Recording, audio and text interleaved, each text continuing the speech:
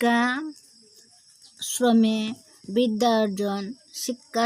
বিদ্যা অর্জন পরায়ণা ছাত্রী রূপে, গুরুগৃহে সাধন রহস্য জিজ্ঞাসু শিষ্যারূপে, বন্ধুগৃহে স্নেহ ভালোবাসা লিপসু আপনার জন রূপে, তীর্থস্থানে ধর্মরস পিপাসু ভক্তরূপে, দেশ সেবায় জ্ঞান বিজ্ঞান পরিচিকা গুরুরূপে বা অন্যত্র যে কোনো স্থানে বা কার্যে যে রূপেই থাকো না কেন, অর্জুনের মতন তোমাকে জীবনের লক্ষ্যের প্রতি একাগ্র দৃষ্টিশীলা তাকিতে হইবে।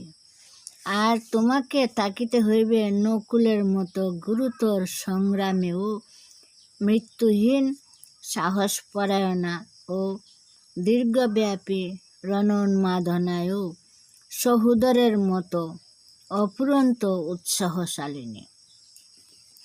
সীতার এই কুণ্ডলিনী আর ওই পঞ্চপাণ্ডব যদি তোমার স্মৃতিপথ হইতে বিচ্যুত হয়, তবে তোমার জীবনের গৌরব অপহরণ করিবার সর্মার্থ।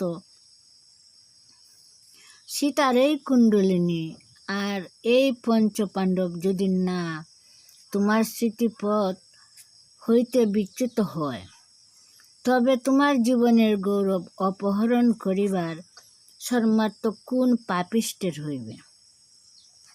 চির দুর্ভাগ্যক্লিষ্টায় ভারত জননী রাহুগ্রাসে পাপ কালিমাগ্রস্ত হইয়া নিয়ত যে অসহনীয় দুঃখ তাপে জ্বলিয়া পুড়িয়া মরিতেছেন, তোমরা যদি মা জীবনের গৌরবকে কি ধর্ম সাধনায়, কি কর্ম সাধনায়, কি আত্মমুখ্যের অনুসরণে, কি পরমুখ্যের অনুশীলনে, কি আত্মতানে, কি আত্মত্রাণে এমনই পবিত্র, এমনই প্রস্ফুটিত, এমনই অনাগ্রাত রাখিতে পারো, তা হইলে দেশজননীর সেই অক্ষতনীয় দুর্গতি ঘুচিতে কয়েক কটাক্ষ সময় লাগে মা। শুভ আশীর্বাদক স্বরূপানন্দ।